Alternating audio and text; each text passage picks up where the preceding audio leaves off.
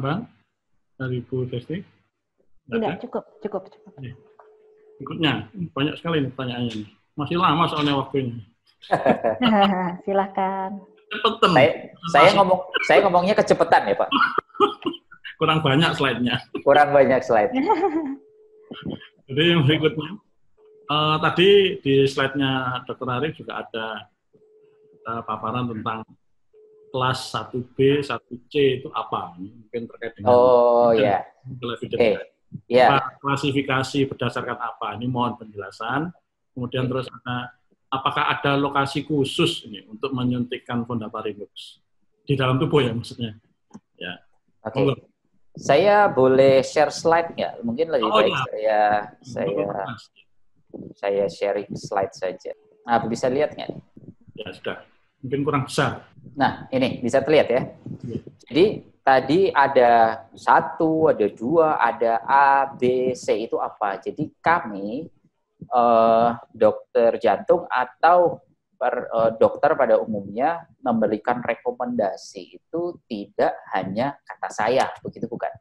Bukan kata dosen saya, bukan. Tetapi berdasarkan kelas rekomendasi. Ada 1, ada 2, ada 3. 1, apa? Bila ada bukti dan atau kesepakatan bersama. Jadi ini kalau di Islam itu ada, ini wajib. Gitu. Tapi kalau 2 itu apa? Bukti dan atau ada bukti dan pendapat yang berbeda. Jadi ada yang bilang A, ada yang bilang B. Tetapi manfaatnya sama-sama. Nah, jadi pendapatnya berbeda, tapi buktinya masing-masing ada. Itu kelasnya kelas 2. Nah, 2 itu dibagi lagi. Ada 2A, ada 2B. Kalau 2A manfaatnya lebih banyak, kalau 2B, B-nya B kecil ya, mengikuti 2, itu manfaatnya dibilangnya ada, tetapi efektivitasnya, buktinya yang mendukung itu sedikit. Jadi kelasnya lebih rendah lagi. Kalau ada wajib, ada sunnah, ada makruh, ada mubah. Yang 3 ini, bukti kesepakatan bersama bahwa ini tidak berguna, haram. Jadi 1, 2, 2A, 2B, dan 3. Itu tentang 1, 2, dan 3. Kemudian itu adalah tentang bukti dan kesepakatan. Itu kita bicara 1, 2, 3. Belakangnya yang A besar, B besar, C besar, ini buktinya dari mana? Nah, kalau yang A besar itu berdasarkan dari randomized clinical trial, yaitu penelitian klinik yang acak ganda atau meta-analisis. Jadi buktinya sudah banyak, penelitiannya sudah banyak. Kalau yang B, ada randomized clinical trial tapi hanya 1. Atau beberapa penelitian tapi tidak mengalami randomisasi. Artinya pemilihan pasiennya itu dia masih ada bias penyeleksian. Itu mungkin kita terkait sama penelitian dengan statistik. Sedangkan yang C itu bila konsensus katanya atau penelitian kecil, studi prospektif atau registry. Jadi ini seperti bilangnya konsensus atau katanya kalau C. Jadi ini klasifikasi yang paling rendah. Jadi kita kalau memilih suatu rekomendasi, tanya dulu buktinya ada atau enggak. Ini kesepakatan bersama. Iya, buktinya ada. Ada penelitiannya? Ada. Terrandomisasi tidak? Iya. Oke, berarti ini dia 1A. Seperti itu. Ya. Desti, sudah tambahan? Ya, sama dengan Dr. Arif tadi, jadi memang ada, guideline-nya sudah ada. Mana yang dia penelitian secara acak tersamar berganda, mana yang beberapa center. Jadi sudah ada klasifikasinya A dan B, 1 dan 2. Sudah sangat jelas tadi. Ya. Apa ada lokasi khusus untuk nyuntik? Nah, kami kalau dari saya ini berdasarkan persetujuan yang dari produk informasi dari Badan POM itu, dia itu lokasinya sekitar 2 jari dari pusar ke bawah. Tapi mungkin dari Dr. Arif nih yang prakteknya tuh bagaimana produk informasi yang disetujui Badan POM itu dia penyuntikannya bisa sekitar 2 jari dari pusar ke bawah seperti itu. Harus di situ ya? Yang direkomendasikan sesuai dengan persetujuan. Tapi mungkin ada pertimbangan khusus secara praktek klinisnya dari dokter, mungkin bisa ditambahkan, Dok. Ya, monggo Dok. Ya, jadi bisa sebenarnya ada beberapa lokasi yang bisa dilakukan penyuntikan, bisa di perut, bisa di paha maupun di deltoid sebenarnya sih oke. Cuman memang di deltoid sering dihindari karena nyerinya itu, sehingga lebih mostly ke perut dan di paha. Nah, yang lebih nyaman karena kadang kalau kita pasien itu kan pakai baju celana atas bawahan. Kalau untuk ke paha biasanya agak susah kan. Nah, jadi kalau beda dengan kalau kita di perut.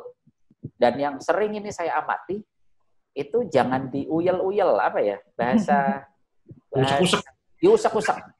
Biasa kalau habis disuntik itu mungkin satu hal kecil yang perlu disampaikan ke teman perawat atau ke pasien.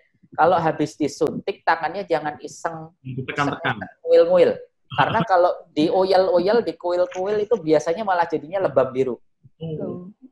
Gitu. Jadi habis suntik udah selesai. Jangan di uyel-uyel. Itu mungkin Pak Frans bisa membahasa Inggriskan itu uyel-uyel. Oke. Terus lagi.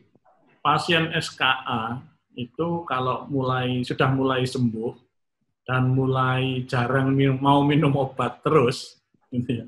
Ini bahaya nggak? Gitu ya. Dan untuk Bu Devi, mungkin adakah target yang perlu dipantau selama terapi Parinux? Monggo. Oke, Bu Destita, monggo. Monggo. Terima kasih Dok. Tadi sudah kita jelaskan ya hal-hal yang perlu diperhatikan dalam penggunaan Fondaparinux ketika penggunaan, misalnya tadi ada fungsi ginjal dari pasiennya, kita harus memantau apakah creatinine clearance-nya bagaimana, karena dia kan ekspresikannya juga lewat ginjal. Mungkin hal seperti itu perlu kita perhatikan. Pemantauan juga di pasien.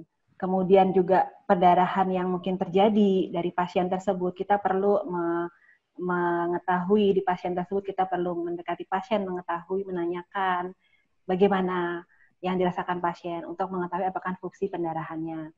Mungkin hal-hal seperti itu yang perlu kita pantau ketika kita menggunakan Fondaparinux sesuai dengan keterangan tadi yang ada di perhatian yang tadi. Demikian. Jadi lebih bleeding ya? Iya Pak. Pada bleedingnya ya? Iya. Oke, jadi pertanyaan tentang pasien sudah mulai malas minum obat. Waduh. Sering itu Dok terjadi Dok ya. Jadi, kalau sudah enakan gitu biasanya. Betul. Alam. Ya, jadi saya sering ditanya, Dok, saya udah enak ini gitu. Saya nggak minum obat. Oh, jadi pertanyaannya adalah, jadi Bapak kalau mau minum obat nunggu nggak enak dulu. Kalau gitu Bapak harus segera kena serangan jantung agar mengalami nggak enak. Jadi kita tahu bahwa pemberian obat-obat itu memang harus kita edukasi ke pasien. Bahwa Bapak ini dikasih obat ini. Ini fungsinya apa, ini fungsinya apa, ini fungsinya apa. Terus terang, satu hal yang kurang dari kita itu kita malas cerita, kita malas ngomong. Kita mungkin kurang mengedukasi pasien sehingga dia tidak tahu bahwa apa sih, kenapa dia harus minum obat ini, itu, dan sebagainya. Sehingga informasi yang kurang membuat persepsi yang salah. Apalagi di luar banyak yang kasak-kusuk, kebanyakan minum obat, kuping budek, ginjal rusak. Jadi akhirnya termakan udah. Suruh makan ketumbar, lebih baik obatnya ditinggal. Mendingan makan ngejus ketumbar. Nah, karena edukasi yang kurang pasti memiliki persepsi-persepsi yang salah. Kita sebagai kewajiban kita sebagai klinisi, kita mengingatkan bahwa dia punya target-target terapi dan upaya yang kita lakukan merupakan prevensi sekunder terhadap kejadian yang berkaitan dengan kardiovaskular. Oh sudah ya, yang dipantau tadi sudah ya. Terus berikutnya, apakah dosis Fondaparinux itu berhubungan dengan angka CKMB-nya pada pasien ya?